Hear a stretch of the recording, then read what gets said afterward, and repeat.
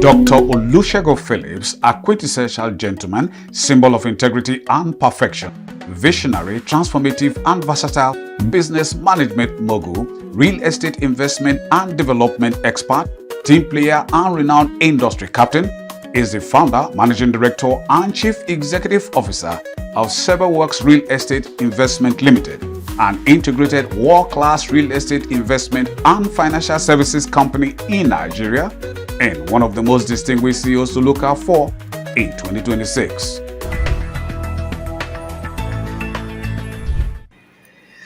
Well, it's been tough.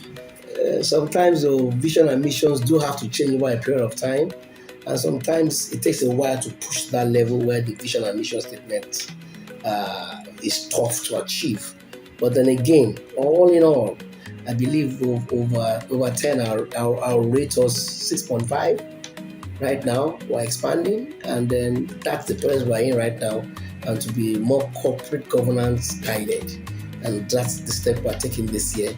So I'll be moderate and say 6.57. Right now, that's where we are. And to God be the glory, we know we can do more, but we are being led by the fact that our actions of integrity is guiding us. Okay, so uniqueness is we are people oriented. We are people oriented. We are community powered. We ensure that our raw materials are sourced locally. We ensure that best practices are put in place part time in our construction. We also ensure that we don't cut corners. Government policies, government documentations, government titles, everything is followed accordingly. We don't cut corners. We don't believe in cutting corners. We don't believe in doing shoddy construction and shoddy businesses. Those are the things that guide us in what we do as we speak. We're a people-oriented company that also thrives in using locally made products and fabrication and services. So we believe that giving our funds out to emerging markets, emerging individuals and clients will improve the economy. As we all know, SMEs and business owners are the bane of any successful society. And we want to ensure that these things are done locally and our funds are being managed locally. When we need to outsource anything, it's based basically on the fact that we can't get something equally as good within the community or the built industry. Wow, real estate, it's massive.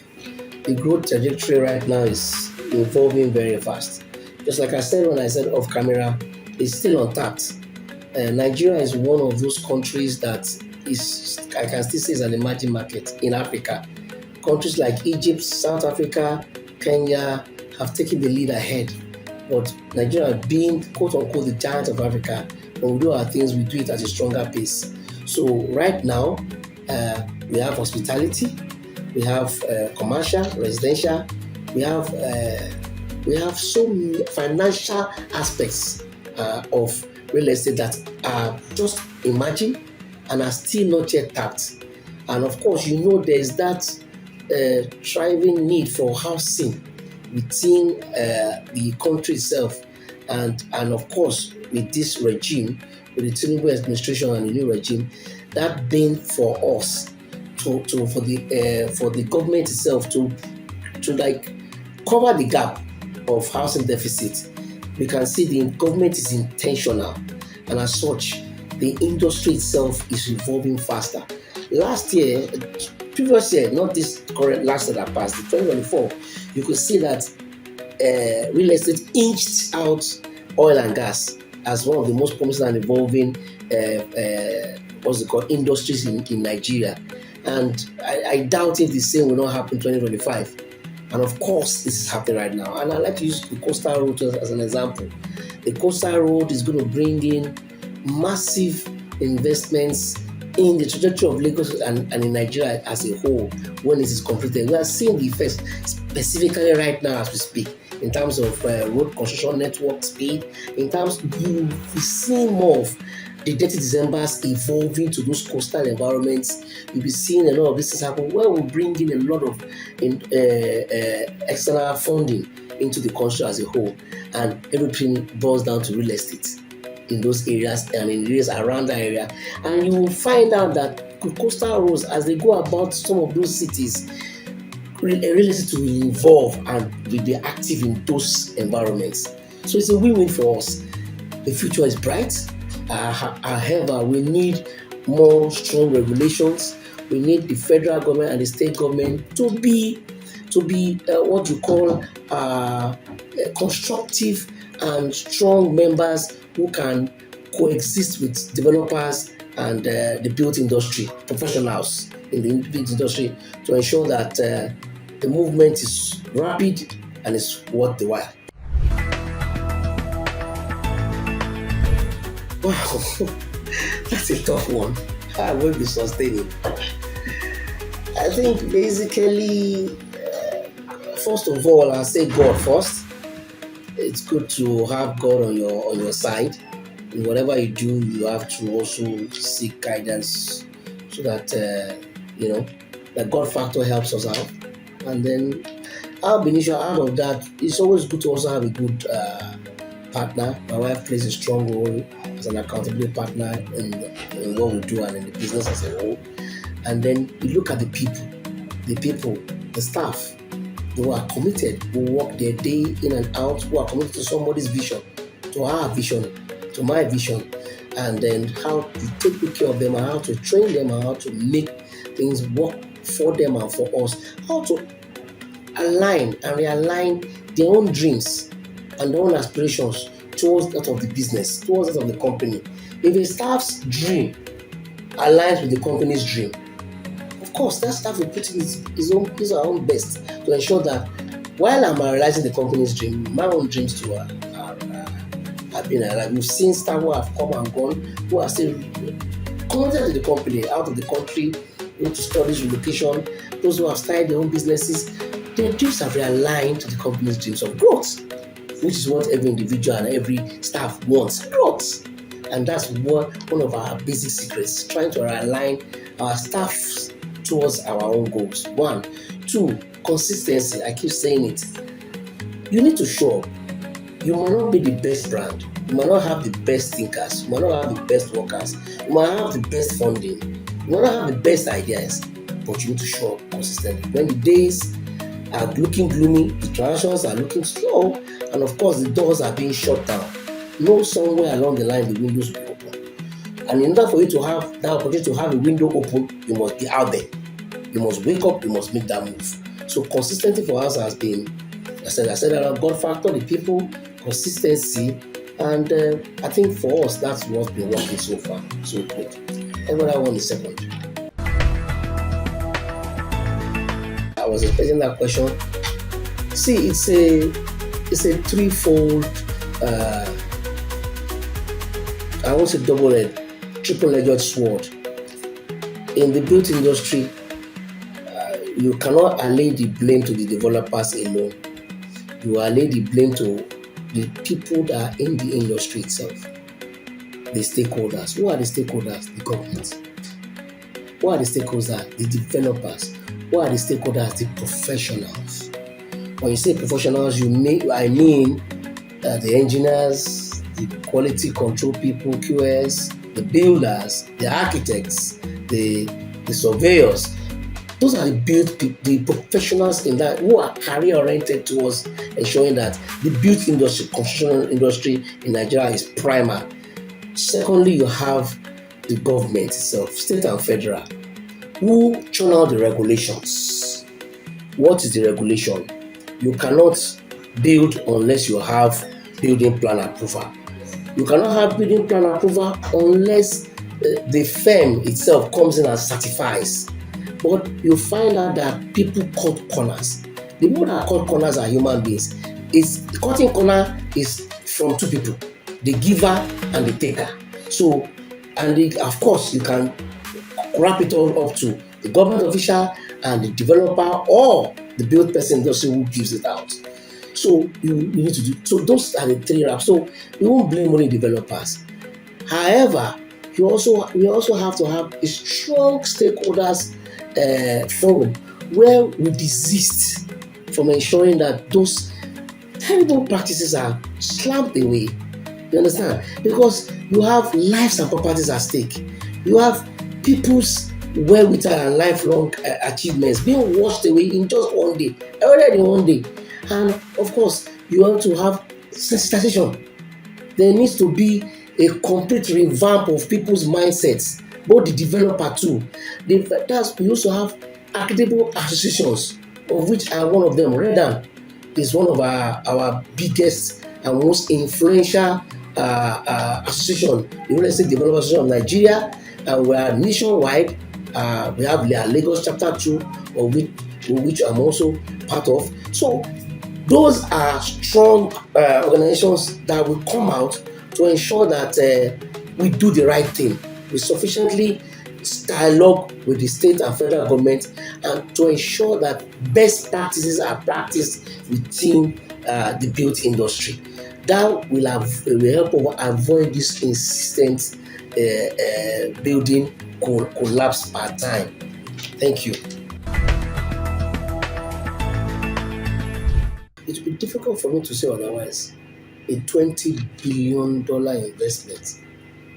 We should be happy and proud as Africans and as Nigerians that this amiable gentleman decided not to spend that money outside the country and put it in.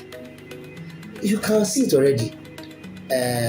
One of our projects in Oshoroko, the Maldives Gardens in Oshoroko, it quadrupled in estate value while Dangote was there. You can see the economy itself. You can see fuel being stabilized from 1,200, 1,001 to 700, 800. You can also see again where at this time it seems to be that queues are a thing of the past now. That itself will foster in development in that axis, and of course in Lagos State, because expatriates, Nigerians in diaspora and here, who are living in the hinterlands, who are living in town, who are living in outskirts, who are living in other cities, other states like Ibadan, who have trained capacity to come to Lagos, will have a need for shelter. And these companies will have that shelter along that line, along the refinery, along its facility and its proximity, which will in short quadruple real estate in that area, which will in turn give massive economic boom both in Lagos and its environs. So I have no doubt that Alhaji Aliko Dangote has done justice, and we are proud of him.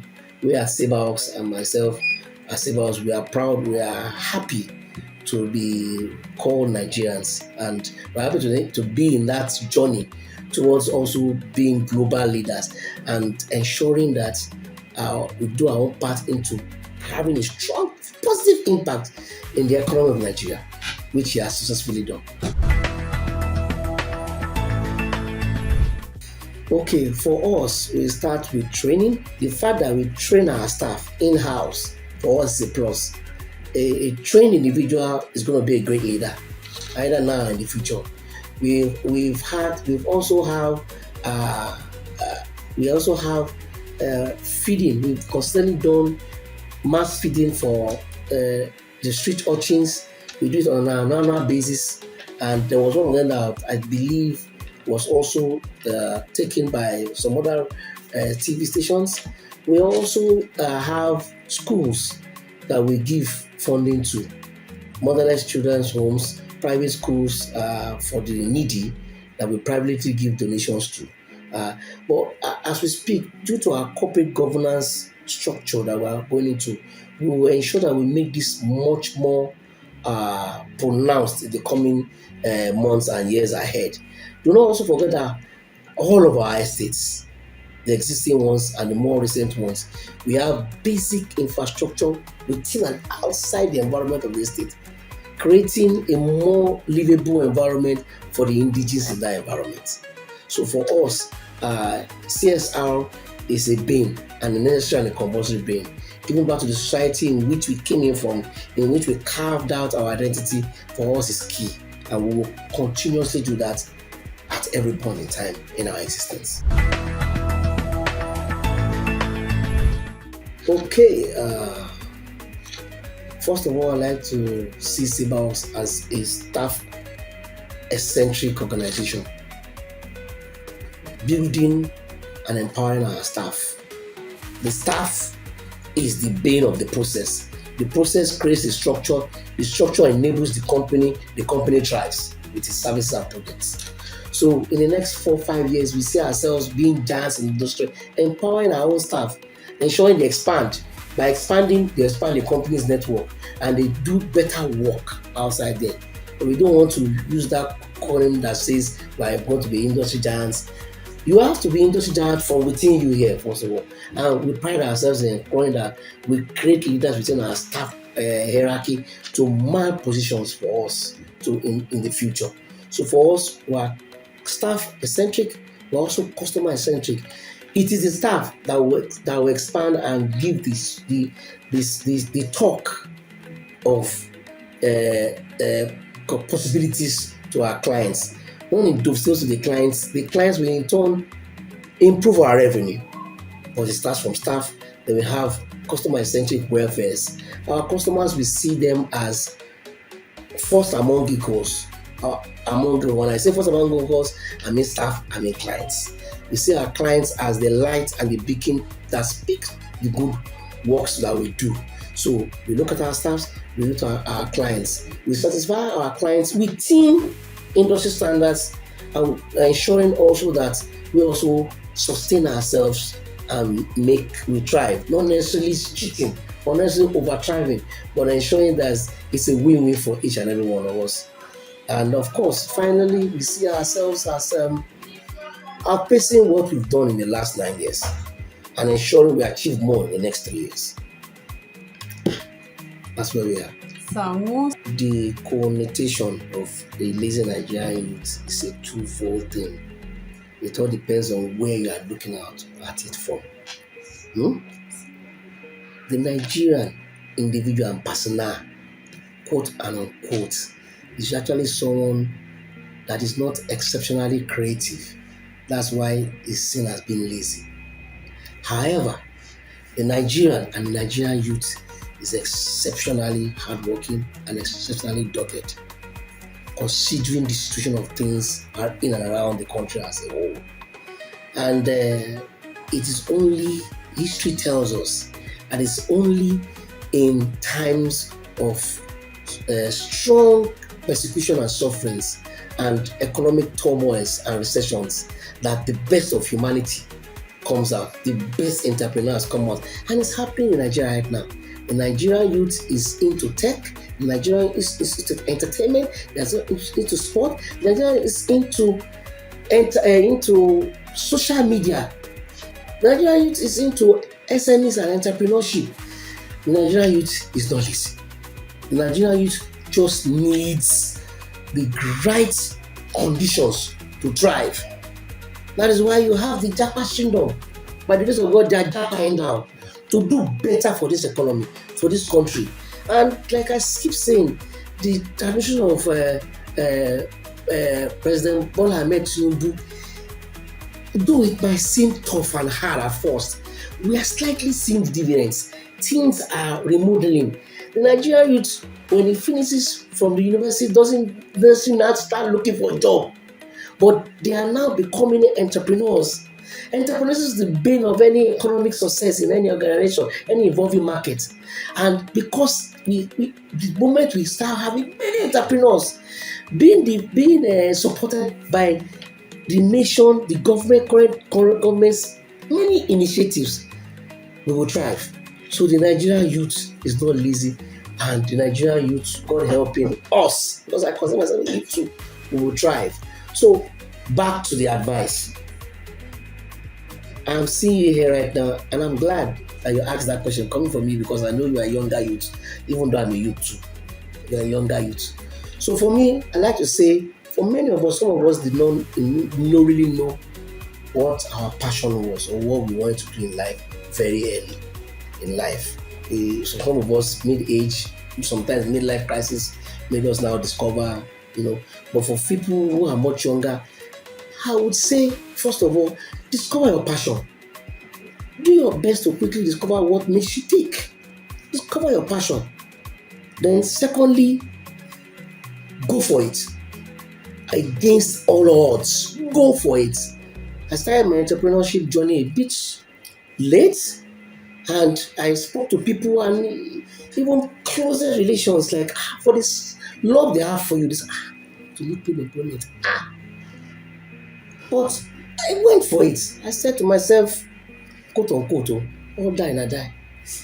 And today, 9 years later, is one of the best decisions I've ever made out of marrying my wife.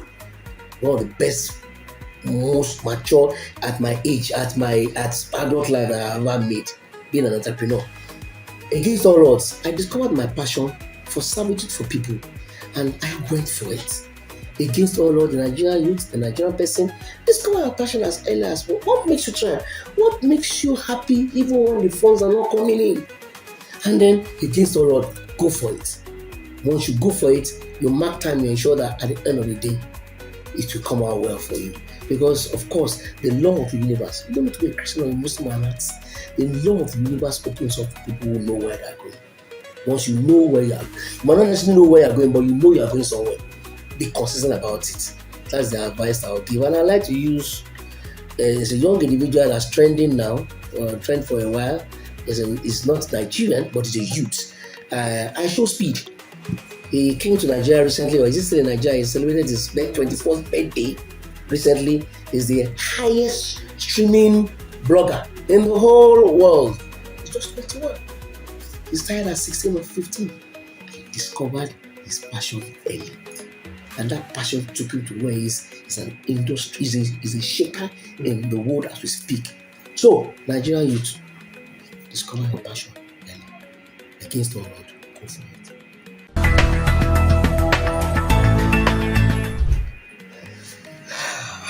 That's a tough one, but then again, it's easy to answer.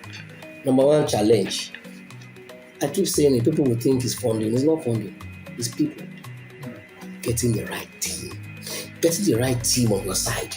Once you have the right team on your boss, on your side, the staff retention everywhere in Nigeria, as an entrepreneur, it's an entrepreneur's everyday nightmare.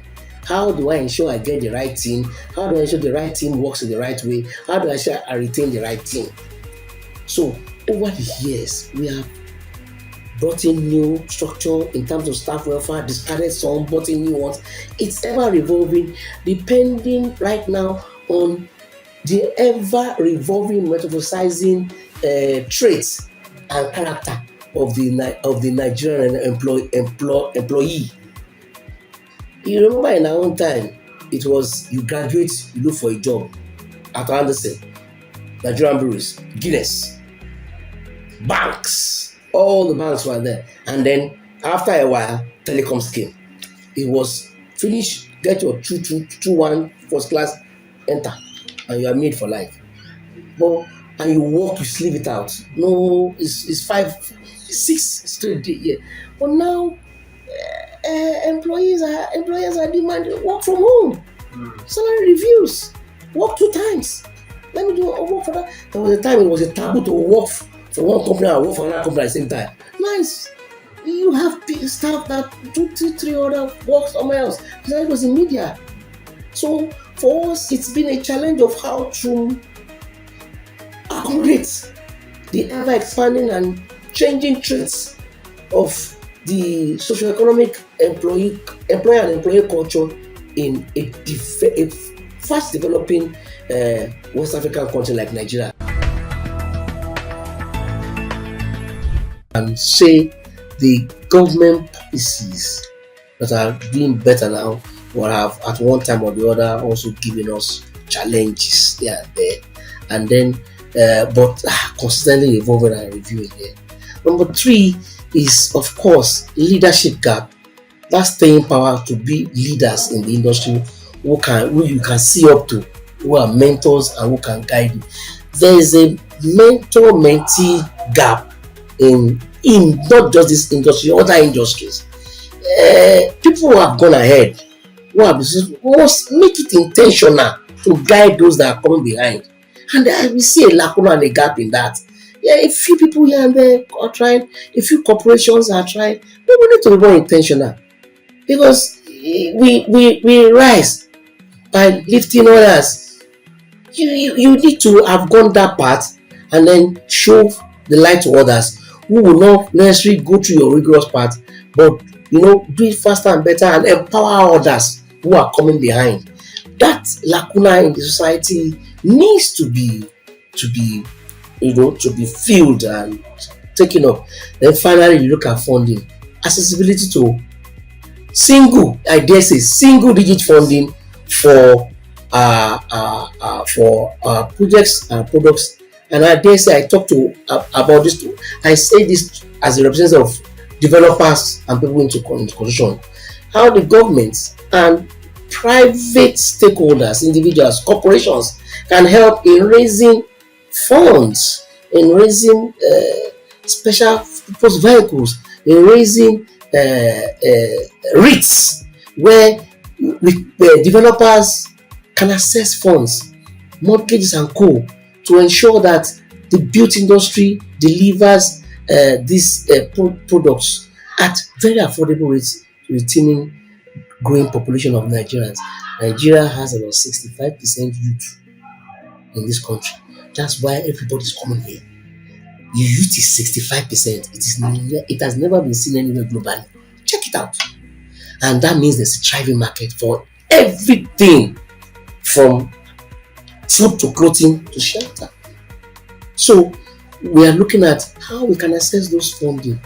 Even if you can't do single needs, make it not large double digits. Something that is also affordable. Something that is not politicized. Everything we see in this country seems to be politicized. It's either the government is flexing, or the people we think that the government has given are flexing, and it has to be based on merit. Who deserves it, who does not, and they're encouraged to get to do the job well and perfect it. So for me, those are things I believe should be addressed.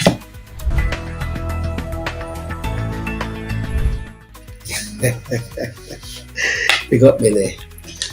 Okay,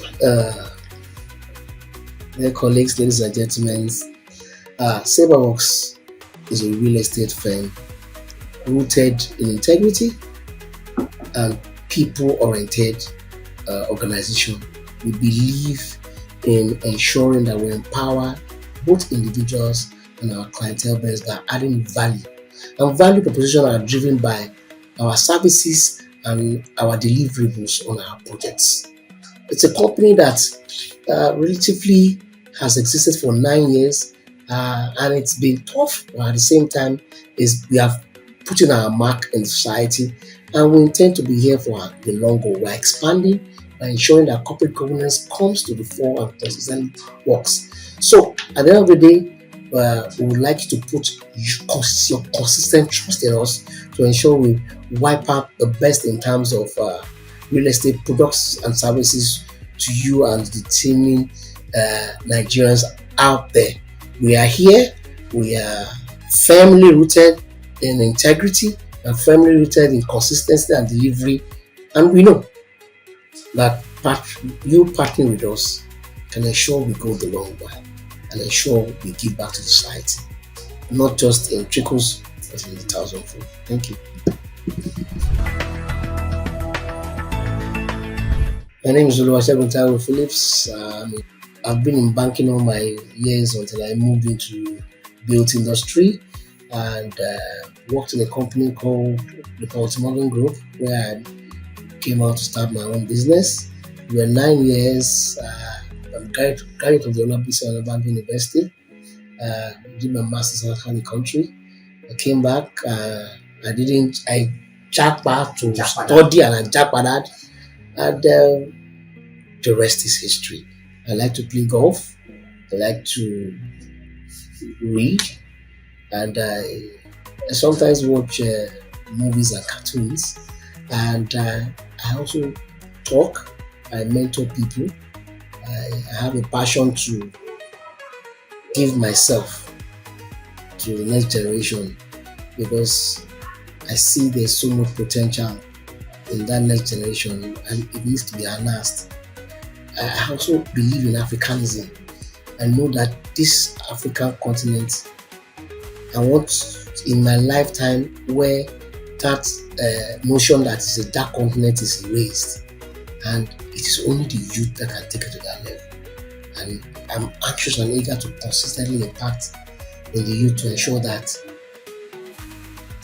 Africa, being the last continent of natural resources, we can come out and well utilized, can take over its rightful place as the world leader. So that's Shelby Phillips, just in a context. I'm a hardworking person. What meal takes me home? That means my favorite meal is rice and plantain, jollof rice, Nigerian jollof rice.